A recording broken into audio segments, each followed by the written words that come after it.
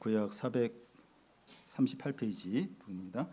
사무엘상 18장 1절에서 16절까지 한 절씩 교독하겠습니다. 다윗이 사울에게 말하기를 마침에 요나단의 마음이 다윗의 마음과 하나가 되어 요나단이 그를 자기 생명같이 사랑하니라.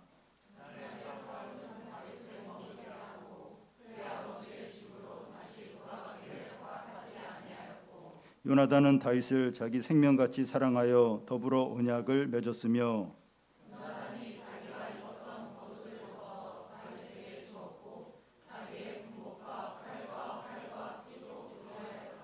다윗은 사울이 보낸 곳마다 가서 지혜롭게 행하며 사울이 그를 군대 장관으로 삼았더니 온 백성이 합당하게 여겼고 사울의 신하들도 합당히 여겼더라.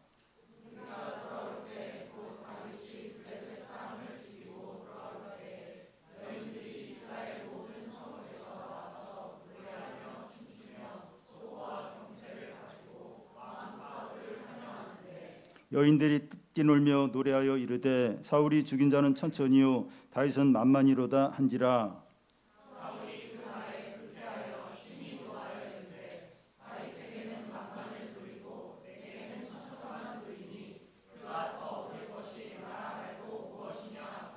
그날 후로 사울이 다윗을 주목하였더라.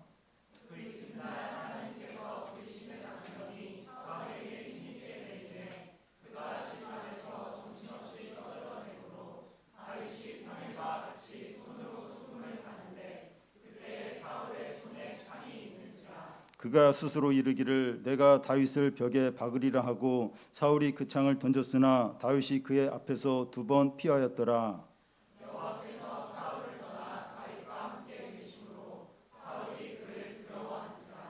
그러므로 사울이 그를 자기 곁에서 떠나게 하고 그를 천부장으로 삼음에 그가 백성 앞에서 출입하며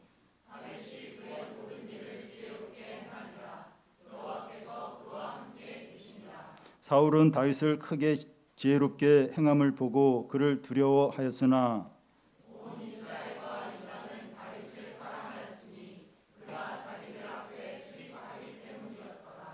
아멘. 사람이 태어나고 죽을 때까지 새로운 사람들을 만나면서 영향을 받고 영향을 줍니다. 한 부부에게 아기가 태어나면 한 새로운 인간을 만나는 것이고 아기도 새로운 2사람을 만나는 것이라고 볼 수 있습니다. 부모와 자녀의 만남은 다른 사람과의 만남과 다르기는 하지만 그래도 인간과 인간의 만남이라고 할 수 있습니다. 그 아이가 성장하면서 친구도 만나고 선생님들도 이제 만나고 청년이 되면 배우자를 만나게 됩니다. 배우자와 만나는 것도 다른 사람들과의 만남과 다르긴 하지만 그래도 인간과 인간의 만남입니다. 그런데 그 어떤 부모를 만나느냐, 또 부모도 어떤 자녀를 만나느냐, 또 누구와 결혼하느냐에 따라서 인생이 확 달라지는 것을 볼 수 있습니다. 그런데 이 부부관계나 부모와 자녀 관계만큼 한 사람의 인생에 큰 영향을 주는 만남이 있는데 믿는 사람들과의 만남입니다. 지금 우리가 이 자리에 앉아 있는 것도 과거의 어떤 믿음의 사람과 만났기 때문이죠. 우리는 지금도 믿음의 사람들과 서로 영향을 주고 받으면서 성장하고 고난도 이기고 하나님 나라를 함께 세워가고 있습니다. 우리는 혼자서 신앙생활을 할 수 없고 공동체 생활로 함께 공동체를 이루면서 하고 있습니다.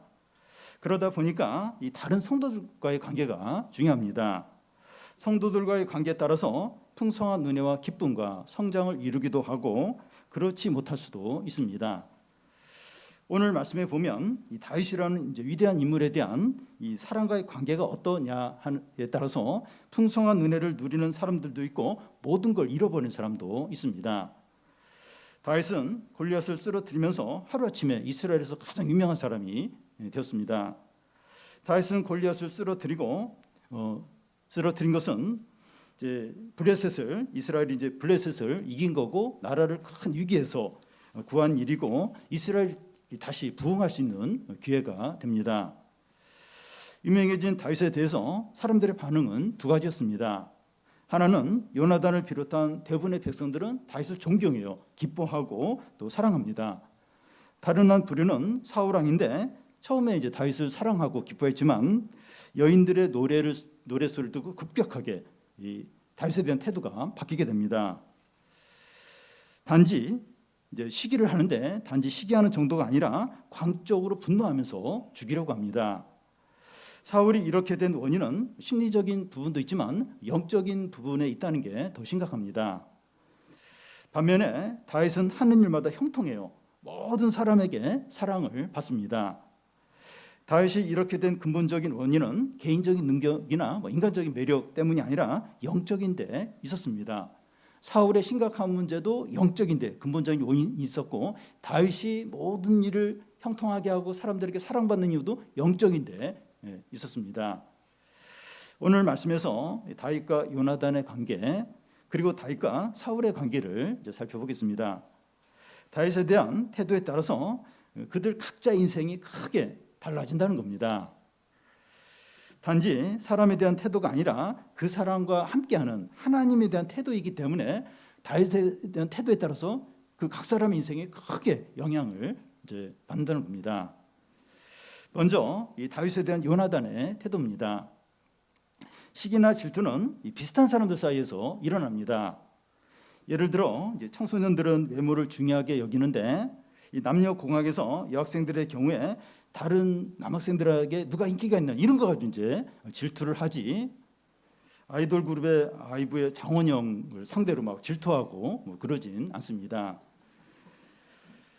다윗이 골리앗을 쓰러뜨리고 갑자기 유명하게 되었을 때 다윗과 가장 비슷한 위치에 있는 사람이 사울 왕의 아들 요나단입니다.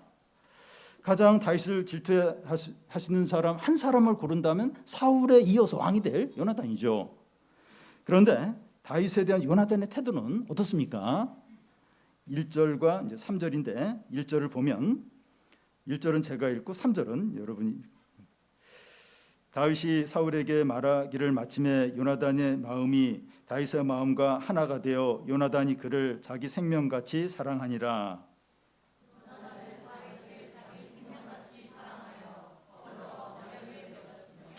요나단의 마음이 다윗의 마음과 하나라고 이제 하는데 요나단의 혼과 다윗의 혼이 묶여 있다는 의미입니다.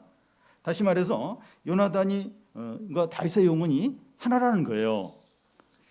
그리고 요나단이 다윗을 자기 생명같이 사랑했다고 합니다. 그러니까 자기 생명이 가장 중요한데 요나단이 다윗을 자기 생명같이 사랑하니까 다윗을 가장 이제 모든 것 중에서 사랑하는 겁니다. 다윗에 대한 그 요나단의 전적인 사랑은 행동으로 이제 나타나게 되는데 사랑하는 건 못 숨겨요. 결국 이제 행동으로 나오게 됩니다. 남녀간에도 그래 사랑하는 걸 못 숨겨요. 결국은 멀뚱해서도 드러나게 됩니다. 요나단도 다윗에 대한 그 사랑이 이제 행동으로 나타나게 됩니다. 4절을 보면 요나단이 자기가 입었던 겉옷을 벗어 다윗에게 주었고 자기의 군복과 칼과 활과 띠도 그리하였더라. 이런 옷과 물건들은 차기 왕을 상징하는 그 왕자가 가진 이제 특별한 물건들입니다.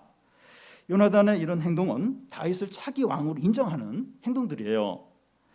왕자리를 두고 라이벌 관계에 있는 사람을 자기보다 더 높이고 인정하는 건 쉬운 일이 아니에요.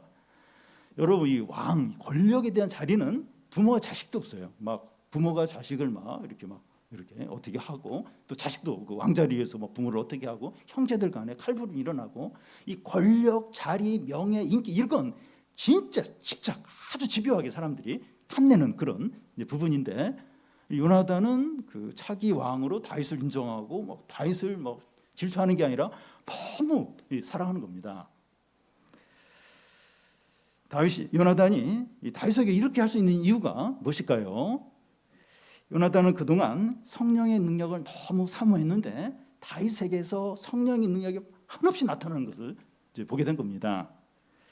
요나단은 자기 자리나 인기나 명예보다도 하나님 나라와 하나님의 뜻을 더 우선하는 그런 이제 사람입니다. 그런데 요나단도 인간이고 죄인이기 때문에 욕심과 자기 중심적인 생각이 밀려오죠. 믿음이 좋아도 아주 믿음이 좋아도 어떤 그런 인간적인 생각이 욕심이 밀려올 때가 있어요. 근데 요나단은 그걸 싸우는 거예요. 싸우고선 그런 어떤 욕심, 자기 중심적인 생각들, 자기 명예, 자기의 어떤 영광 이런 걸 이제 내려놓는 거죠. 내려놓는 그런 싸움을 하고 이제 실제로 이제 놓았습니다. 요나단이 왕의 자리를 포기한 것은 이제 자기가 이제 큰 손해를 본 것인데 믿음으로 그것을 포기했을 때 그의 이름이 영원히 이제 빛나는 겁니다. 다윗과 요나단 함께 이제 같이 와요. 그리고 그러니까 요나단은 둘 중에서 하나예요. 미워하고 이렇게 어떤 제거하는 그런 일을 하든지 아니면 진짜 이렇게 다윗을 인정하고 진짜 사랑하고 둘 중에 하나인데 자기의 모든 걸 내려놓고 이제 다윗을 사랑하고 인정하고 그렇게 해서 이제 어떤 왕의 어떤 그런 자리는 이제 손해 봤지만 그의 이름이 영원히 빛나고 그리고 다윗의 어떤 좋은 부분들을 함께 누리게 이제 되는 겁니다. 우리가 요나단의 위치에 있었다면 어떻게 했을까요? 이런 비슷한 상황 있었으면 우리는 어떻게 했겠습니까? 권력과 부와 지위와 인기를 하나님 나라를 위해서 이렇게 내려놓을 수 있겠습니까? 하나님의 뜻을 위해서 기꺼이 그런 걸 이렇게 포기할 수 있겠습니까?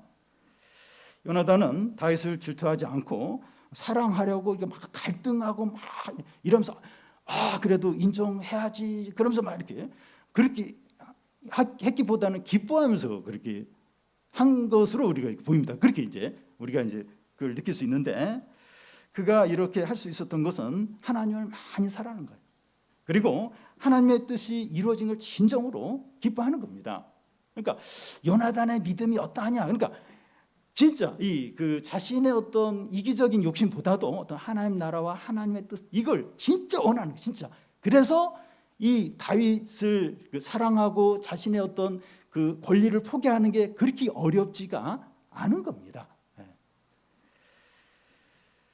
우리가 욕심을 내려놓고 이제 질투하는 사람을 용납하려면 우리 자신이 하나님을 진정으로 사랑하고 이렇게 성령 충만하면 그게 그렇게 어렵지가 않아요. 근데 뭐 믿음이 안 좋고 이럴 때는 막 그게 너무 어려운 거예요. 우리가 세상적으로 손해보고 이제 잃어버리는 것 같지만 진정으로 행복하고 풍성하고 복되죠. 이렇게 믿음으로 우리가 이렇게 내려놓고 그럴 때. 그래서 하나님 나라에서는 낮아지면 낮아질수록 높아지고 손해보면 손해볼수록 많은 걸 얻게 되고 죽으면 죽을수록 살게 됩니다. 철저하게. 이제 요나단이 그걸 보여줘요. 요나단이 자기를 진짜 중요한 그걸 이제 내려놨는데 물론 이제 인간적으로 보면 이제 이렇게 아버지와 함께 이렇게 자기 형제들과 함께 이제 일찍 죽어요. 전쟁에서 죽긴 죽는데 근데 그건 이제 세상에서는 그렇지만 그 요나단의 이름은 하늘의 별처럼 영원히 빛나고 믿음의 사람이고 그렇게 다 이제 기억을 하고 있고 하나님 나라에서도 이제 그렇다는 겁니다. 그래서 우리가 이렇게 이런 그런 갈등이 있어요. 갈등이 있고 막 욕심이 생기고 이럴 때 우리가 이렇게 믿음으로 좀 내려놓고 포기하고 내가 죽고 손해 보고 이렇게 하면 손해 보는 게 아니에요. 잃어버리는 게 아닙니다. 우리가 그런 삶을 살기를 바랍니다. 다음은 이 다윗에 대한 사울의 이 태도입니다. 사울은 40일간 거인 골리앗 때문에 두려워 떨다가 다윗이 골리앗을 쓰러뜨리고 큰 승리를 거두자 너무나 기뻤습니다. 그리고 그 승리를 이룬 이 다윗을 사랑했고 자기 곁에 이렇게 두려고 했습니다. 2절과 5절인데 2절은 제가 읽고 5절은 여러분이 그날에 사울은 다윗을 머무르게 하고 그의 아버지의 집으로 다시 돌아가기를 허락하지 아니하였고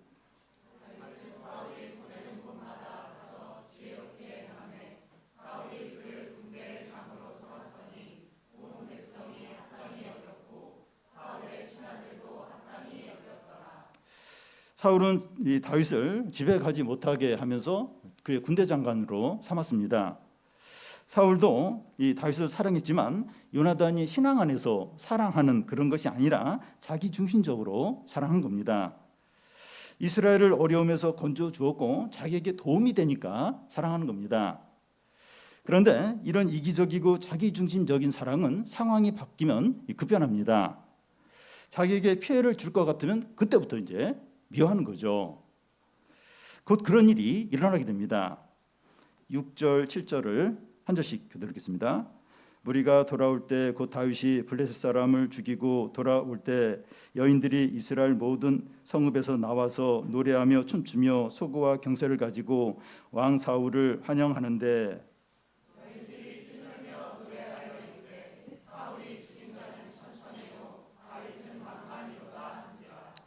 이스라엘 백성이 블레셋과 싸워서 이기고 돌아올 때 여인들이 작은 장구를 들고 춤추며 노래를 하는 겁니다. 어떤 노래를 하는가 하면 사울이 죽인 자는 천천히요 다윗이 죽인 자는 만만히로다. 여인들의 이런 노래는 백성들의 마음을 표현한 겁니다. 대부분의 국민들은 아무것도 모르는 것 같은데 정확하게 다 알고 있습니다. 대통령 선거나 국회의원 선거의 결과를 보면 국민들의 마음이 잘 표현된 걸 보면서 놀랄 때가 있습니다. 사울과 다윗에 대한 백성들의 평가는 정확합니다. 사울은 백성들의 여론을 보고서 겸손하게 인정하고 하나님께 은혜를 구해야 했습니다. 그런데 사울은 어떻게 합니까? 이 8절을 보면 사울은 그 말을 불쾌하여 심히 노하여 이르되 다윗에게는 만만을 돌리고 내게는 천천만 돌리니 그가 더 얻을 것이 나라 말고 무엇이냐 하고, 사울은 여인들의 노래를 듣고 불쾌하고 심하게 화를 냅니다. 그러면서 하는 말이 다윗에게 만만을 돌리고 나에게 천천을 돌리니 다윗이 얻을 것이 이 왕의 자리 말고 뭐가 남아있겠느냐 합니다. 사울 입장에서는 자기가 왕인데 전쟁의 승리의 공로가 다른 사람에게 돌아가니까 이게 불쾌한 겁니다. 축구나 야구 프로팀에서 새로 영입한 이 젊은 선수가 너무 잘할 때 고참들은 벤치에 이제 앉아 있게 됩니다. 직장에서 아래 직원이 너무 이제 일을 잘할 때 윗 직원이 비교가 되면서 스트레스를 받게 돼요. 밑에서 치고 올라오는데 빨리 퇴직해야 되지 않느냐 이런 압력을 받게 됩니다. 그리스도인들도 가정이나 직장이나 학교나 교회나 모임이나 어디서든지 자기 자리가 위협받을 때 시기심을 갖게 됩니다. 겉으로 표현하지 않지만 마음으로 얼마든지 시기를 할 수가 있어요. 잘 표시는 못 냅니다. 근데 마음으로 이제 시기를 이제 할 수 있죠. 그런데 신자가 다른 사람을 미워하는 것을 우리 안에 있는 성령이 싫어하십니다. 다른 사람을 미워하면 기쁨이 없어요. 은혜가 없고 말씀이 들리지 않고 기도가 안 돼요. 그래서 우리가 누구를 시기할 때 우리의 시기하는 죄를 이제 고백을 하고 용서를 구하고 자신의 마음을 바꾸어 달라고, 그 사람을 잘 인정하게 해달라고 기도를 해야 됩니다. 그런 기도를 하면 시기심이 완전히 없어지는 게 아니라 시기심을 좀 통제할 수 있는 능력이 생기게 돼요. 이렇게 기도하는데 왜 이게 시기심이 안 없어져요? 그대로 있어요. 근데 기도를 하면 이렇게 그걸 통제할 수 있는, 시기심에 막 사로잡혀서 막 걷잡을 수 없이 그렇게는 안 돼요. 기도하면 그래도 이렇게 뭔가 통제할 수 있는 힘들이 생기고 그래도 좀 이렇게 힘들지만 통제가 됩니다. 이것이 정상적인 그리스도인의 모습이죠. 그런데 사울은 다윗에 대해서 어떻게 합니까? 9절을 보면 그날 이후로 사울이 다윗을 주목하였더라. 여기서 주목하여 보는 건 좋은 의미가 아닙니다. 시기심과 의심을 가지고 감시하듯이 지켜보는 거죠. 주목하면서 자기와 수없이 비교를 이제 합니다. 의심과 불신과 증오의 눈으로 바라보는 거죠. 보는데 굉장히 시기하고 미워하고 뭔가 이렇게 결점을 찾으려고 하고 그런 눈으로 이제 계속 이제 바라보고 수없이 자기와 비교하는 거예요. 그러면서 막 절망하고 미워하고 불안해하고 두려워하고 이게 반복이 되는 거예요. 여러분, 이게 사람을 바라보면 그래요. 그러니까 하나님을 바라봐야 이제 이렇게 기도하고 두려움을 맡기고 이제 자기가 부족해도 이제 그걸 또 이렇게 하나님께 도움을 구하고 이렇게 하는데, 사람을 바라보면 계속 그 사람하고 비교하면서 불안해하는 거예요. 또 미워하는 거예요. 그리고 자기가 이제 그 사람보다 못한 거에 있어서 또 낙심을 하는 겁니다. 그리고 그 다음에 미워하는 거예요. 그리고 그 사람 없었으면 좋겠다. 그런 생각까지 막 발전을 하게 됩니다. 그래서 이게 주목하는 게 다른 사람을 주목하는 거, 계속 사람만 바라보는 거, 혹은 뭐 자기만 바라보든지, 이게 굉장한 어떤 불신앙이고 이러면서만 많은 문제가 생겨야 돼요. 그래서 하나님을 주목해야 되죠. 하나님을 바라봐야 되죠. 그런데 사울은 여인들의 노랫소리를 듣고 이제 다윗만 바라본 거예요. 다윗만 감시하는 거예요. 다윗하고만 비교하는 겁니다. 그러면서 막 불안해하고 미워하고 막 이제 이런 쪽으로 걷잡을 수 없이 나아가는 겁니다. 그래서 내 신앙이 어떤가 이런 거 볼 때 내가 지금 사람만 주목하는가, 부모는 자식만 주목할 수 있어요. 하나님 바라보면서 좀 이렇게 불안한 거지. 기도하고 이래야 되는데 자식만 바라보고 네가 나의 인생이다, 모든 거다. 이제 나는 너한테 인생을 걸었다. 이러면 이제 애도 불행해지고 부모도 불안해진 거예요. 부부 관계도 마찬가지예요. 남편만 바라보고 아내만 바라보면 계속 불평해. 밉고 막 미워하고 막심하고 이게 주목하는 거. 하나님을 주목해. 하나님을 바라봐야 돼. 내가 지금 사람을 바라보고 사람에게 주목하고 있고 사람에게 너무 많이 걸고 있다. 이건 이제 죄짓고 이제 불행의 길로 이제 가는 겁니다. 이 정상적인 하나님의 백성이라면 누군가에 대해서 이제 시기하는 마음이 있더라도 시간이 지나면서 기도하고 이러면서 이제 나아지는데, 사울의 시기와 증오는 눈덩이처럼 더 커집니다. 사울은 다윗을 죽이려는 광기로 나갑니다. 그 이유는 사울은 시기하는 마음을 하나님 앞에서 다루지 않는 거예요. 그러니까 이제 우리 삶도 비슷한데요. 뭔가 이렇게 시기하고 질투하는 사람이 생겼을 때 그때 자신의 신앙을 테스트하는 기회가 됩니다. 내가 진짜 하나님을 의지하느냐, 내가 진짜 믿는 게 뭐냐, 그게 테스트하는 기회가 돼요. 그러니까 사울이 좀 영적으로 깨어 있으면 다윗에 대한 시기심이 자연스럽게 생기죠. 그럴 때 자신의 신앙을 돌아보고 이러면 안 되지, 내가 왜 이러지 이러면서 하나님께 기도하고 하나님께 맡기고 불안해하는 걸 그렇게 했어야 되는데, 하나님 안 바라보고 하나님 앞에서 안 다루고 계속 다윗만 바라보면서 이렇게 막 불안해 이제 한 겁니다. 10절, 11절 한 절씩 교독하겠습니다. 그 이튿날 하나님께서 부리시는 악령이 사울에게 힘있게 내림에 그가 집안에서 정신없이 떠들어대므로 다윗이 평일과 같이 손으로 수금을 타는데 그때 사울의 손에 창이 있는지라.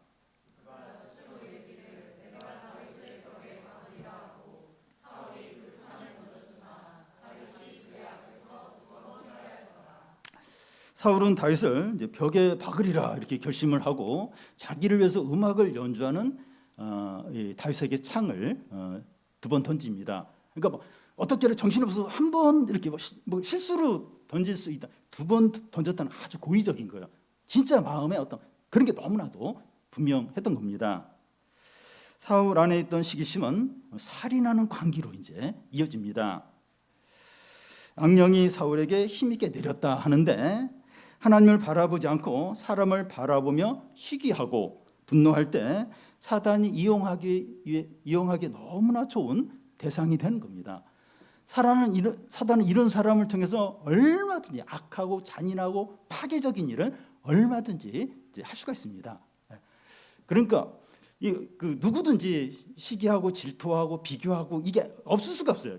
이런 게 있는데 이럴 때 어떻게 하느냐.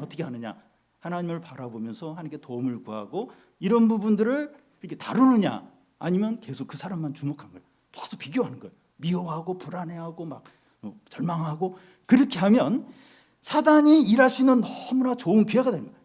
얼마든지 그 사람을 통해서 어떤 미친 짓, 잔인한 짓, 악한 짓, 파괴적인 짓, 그런 일을 얼마든지 할 수 있다는 겁니다. 사울의 이런 광기는 여기서 그치는 것이 아니라 치밀한 계획적인 어떤 살인 계획으로 나아갑니다. 우리가 읽지 않았지만 17절에서 27절까지 보면 사울이 다윗을 없애려고 2번에 걸쳐서 계획을 세웁니다. 그것도 2딸을 이용해 가지고 그렇게 합니다. 한 번은 다윗이 사울에게 자기의 첫째 딸인 메랍을 주겠다고 하면서 다윗을 천부장으로 삼아서 블레셋과 싸우도록 합니다. 블레셋과 싸우다가 죽도록 이제 그런 계획을 추진하는데 실패하게 되죠. 다른 한 번은 사울의 막내딸 미갈이 다윗을 좋아하는 줄 알고 나서 사울에게 다윗에게 신부 대금으로 블레셋 사람 표피 100개를 가져오면 미갈을 딸을 주겠다고 그렇게 합니다. 다시 가서 블레셋 사람 그 200 표피를 이렇게 이제 가져다 줍니다. 그러니까 블레셋과 싸우다가 이 표피를 취하려면 이제 죽여야 되니까 싸우다가 다윗이 죽기를 바라고 이제 그런 계획을 세우고 이제 했던 거예요. 근데 이것도 이제 실패를 하게 되죠. 사울의 시기와 분노가 통제되지 않고 걷잡을 수 없는 이 파괴로 나아간 이유가 무엇입니까? 12절 앞에 나오는 것처럼 여호와께서 사울을 떠났기 때문이다. 다시 말해서 성령이 사울에게서 떠나서 다윗에게로 간 겁니다. 하나님 백성에게 성령이 떠나서 시기와 분노가 있을 때 무서운 파괴로 이어질 수 있습니다. 그러니까 성령이 떠났는데 시기와 분노가 가득한 거예요. 바로 무서운 파괴로 이어집니다. 자기 자신뿐만 아니라 주위 사람들까지 파괴시킵니다. 사울과 다윗은 너무나 다른 모습으로 행동을 하는데 이 두 사람의 차이가 무엇입니까? 12절에 나오는데 여호와께서 사울을 떠나 다윗과 함께 계신다는 겁니다. 여호와 하나님이 이 사울에게서 떠나고 다윗과 함께 하시는, 그러니까 성령이 사울에 떠나서 다윗에게 이제 함께 있는 거죠.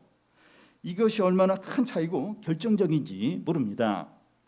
연봉이나 학벌이나 외모나 재능의 차이가 결정적인 것이 아니라 이 성령이 함께 계시느냐 하지 않느냐 이런 것이 결정적이에요. 왜냐하면 사울에 있는 이런 분노와 파괴와 비참함의 진정한 원인이 성령이 떠난 것에 기인하기 때문입니다. 근데 우리는 다른 것들, 뭐 돈이나 또 건강이나 사람들 관계 이런 거에 민감해요. 이런 거에 민감하지 신앙 상태가 어떻지? 내 영적인 상태가 어떻지? 지금 내가 말씀이 들리나? 그리고 기도가 되는가? 이런 부분은 소홀히 여길 때가 많습니다. 이게 돈 부분은 굉장히 민감할 수 있어요. 그리고 건강 부분, 그리고 어떤 중요한 사람과의 어떤 관계 이런 부분 굉장히 민감할 수 있는데 내 영적인 상태가 어떤가? 그리고 이 말씀이 들리는가? 말씀이 안 들릴 수도 있지 기도가 되는가?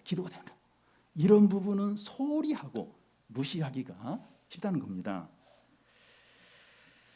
그런데 우리가 어느 때부터인가 이런 것을 무시하면 사울처럼 됩니다. 우리가 직접 남에게 칼을 던지진 않아요. 그런데 우리의 표정과 말과 작은 행동들이 다른 사람들을 자꾸 고통스럽게 하는 거예요. 쓰러뜨려요. 상처를 줍니다. 얼마나 그러기가 쉬운지 몰라요. 말 한마디 어떤 표정이 부모가 자식을 이렇게 말은 안 해요. 근데 그 눈빛, 표정이 싸 하면서 너는 별로 가치가 없어. 너는 제대로 하는 것도 없고 내가 너에게 뭘 기대하겠느냐. 어떤 그런 표정들, 말들을 할 때가 있어요. 할 때가. 애가 이제 무너지는 거예요. 애가 마음이 무너지는 겁니다. 남편이 아내한테 그러니까 이게 그런 말을 하면 안 되는 말 중에 하나가 당신 집에서 뭐해? 애가 이렇게 되는데 당신 집 뭐 하냐고. 여러분 집안일은 안 하면 표시가 안 나는데 하면 표시가 안 나요. 뭘 안 하면 그걸 문제가 되는데 하면 표시가 안 나요. 그러니까 그런 말들. 그러니까 하루아침에 이렇게 아내들의 마음을 무너뜨리게 합니다. 또 아내도 남편에게 얼마든지 그러니까 이렇게 자연은 의도하진 않은데 어떤 말투, 표정, 어떤 이렇게 작은 행동이 사람을 무너뜨리는 거예요. 파괴시키는 겁니다. 고통을 주는 거예요. 말 한마디가 진짜 이렇게 칼로 찌른 것 같은 그런 어떤 진짜 심한 그걸 가져다 주는 겁니다. 그러니까 의도하진 않았는데 이렇게 어떤 성령이 떠났어요. 떠나고 이렇게 뭐가 이렇게 영적인 상태 안 좋아요. 그런데 그러면서 사단이 이제 주물럭주물럭 그러죠. 마음대로 이렇게 충동질하고 또 분노도 이제 통제가 안 되고 이러면 이렇게 작은 의도하지 않은 행동과 말들이 사람들에게 창을 던지는 화살을 쏘는 그런 사울 같은 존재가 된다는 겁니다. 나는 이렇게 의도적으로 미워한 것도 아닌데 안 미워했어요. 근데 상대방은 그렇게 이제 느끼고 이제 고통스럽고 이제 힘들어 이제 하는 겁니다. 여러분 사울과 다윗이 처음부터 정해져 있는 것이 아니고 성령이 떠나면 사울과 같이 되고 성령이 충만하면 다윗과 같이 되는 겁니다. 여기서 중요한 말이 여호와께서 다윗과 함께 하셨다 하는데 여러 곳에 나옵니다. 이게 반복해서 이게 너무 중요하기 때문에 반복해서 나오고 있어요. 12절에 여호와께서 다윗과 함께 계심으로, 또 14절에 여호와께서 그와 함께 계시니, 이게 결정적이라는 거예요. 여호와께서 다윗과 함께 하시는, 이게 결정적이에요. 이게 중요하다는 겁니다. 다윗이 다울 수 있었던 것은 그의 성격이나 재능이나 성실함이나 선행에 있지 않습니다. 그 얘기 안 해요. 다윗이 성실하더라, 착하더라, 다윗이 재능이 많이, 그 얘기 하나도 없어요. 계속 반복하는 건 여호와께서 다윗과 함께 하시다. 다윗이 다윗 될 수 있었던 건 여호와께서 함께. 사울이 사울처럼 그런 어떤 너무 괴물 모든 걸 파괴시키는 그렇게 된 원인은 하나님이 사울과 함께 하지 않는 거예요. 그게 진정한 원인인 겁니다. 여러분, 사울은 인간적으로 좋은 사람이에요. 좋은 사람이고 백성들에게 존경받는 그런 사람이었습니다. 그래서 믿는 사람들 말고 전체적으로 보면 사울에 대한 백성들의 어떤 존경이 많았어요. 근데 하나님 앞에서는 그런 거예요. 하나님이 함께하지 않으니까 진짜 이렇게 많은 사람을 파괴하고 자기도 이제 그렇게 이제 될 수밖에 없었던 겁니다. 하나님이 다윗과 함께 하실 때 그의 삶은 어떠했습니까? 5절에 보면 다윗은 사울이 보내는 곳마다 가서 지혜롭게 행하며, 또 14절을 보면 다윗이 그의 모든 일을 지혜롭게 행하니라. 또 15절에 보면 사울이 다윗이 크게 지혜롭게 행함을 보고, 이 지혜롭게라는 말은 형통하다는 의미입니다. 다윗은 가는 곳마다 또 하는 일마다 형통한 거예요. 하나님의 복이 항상 다윗에게 넘치는 겁니다. 그러니까 다윗이 가서 놀라운 또 이벤트를 하고 어려운 엄청난 일을 하고 꼭 그래서만이 아니라 그의 표정과 말 한마디와 작은 행동들이 사람을 살리는 거예요. 사람을 격려하는 거예요. 사람을 존귀케 하는 겁니다. 절망적인 힘든 상황에 소망을 주는 거예요. 사람들을 이렇게 구원으로 주님께로 이끄는 겁니다. 뭘 이렇게 해야지. 그게 아니라 그 삶 자체가, 존재 자체가 그런 어떤 복의 통로로 사용이 되는 거예요. 왜냐하면 하나님이 다윗과 함께하면서 형통하게 하시니까. 하나님이 복의 근원인데 그 하나님이 다윗과 함께하니까 그냥 그 표정이, 말 한마디가, 하는 행동들이 사람을 살리는 거예요. 복의 통로로 되고 그곳을 변화시키고 유익하게 하는 겁니다. 그런데 하나님이 함께하지 않는 사울은 어떻습니까? 12절을 보면 사울이 그를 두려워하니라. 또 15절에 보면 그를 두려워하시나. 이 두려움, 사울의 특징은 이제 두려움이 된 겁니다. 하나님이 함께하지 않는 사울의 삶의 특징은 두려운 거예요. 두려움. 다윗이 사울을 좀 죽이려고 합니까? 죽이지도 않는데도 두려운 거예요. 두려움이 지배하는 겁니다. 두려움이 항상 그의 마음을 지배해요. 항상 두려운 거예요. 두려움에 눌려 있는 겁니다. 그의 마음은 지옥과 같아요. 편하지가 않아요. 왕이에요. 왕. 그리고 하나님이 허락하지 않으면 그 사울이 생각대로 그렇게 안 돼요. 근데 두려운 거예요. 막 상상하면서 마음이 지옥인 거죠. 지옥인 겁니다. 사울이 다윗을 왜 이렇게 두려워합니까? 하나님을 두려워하지 않으니까 사람을 두려워하는 거예요. 다윗은 하나님을 두려워하니까 골리앗이든지 아무도 두렵지가 않은 겁니다. 사울과 다윗의 차이는 하나님이 함께하느냐, 이 차이예요. 이 차이가 결정적으로 중요합니다. 하나님이 함께 하실 때 형통하고 모든 것 살리는 복의 통로가 되고, 그렇지 않을 때는 자멸해요. 남들까지 파괴시킨 겁니다. 그러니까 이걸 큰 걸로 생각 안 해도 돼요. 그러니까 그 존재 자체가 이렇게 사람을 이렇게 살리고 형통하고 복의 통로냐, 아니면 힘들게 하고 근심을 갖게 하고 고통을 주고 자꾸 이렇게 사람을 이렇게 무너뜨리게 하냐. 그게 이제 하나님 함께 하시느냐, 그거에 이제 전적으로 달려있다는 겁니다. 오늘 가정주일, 우리가 또 가정의 한 그 멤버들인데 우리는 좀 어떻습니까? 우리는 이렇게 복의 통로로 이렇게 가족들을 이렇게 살리고 세우고 기쁘게 하고 소망을 주고, 그렇게 합니까?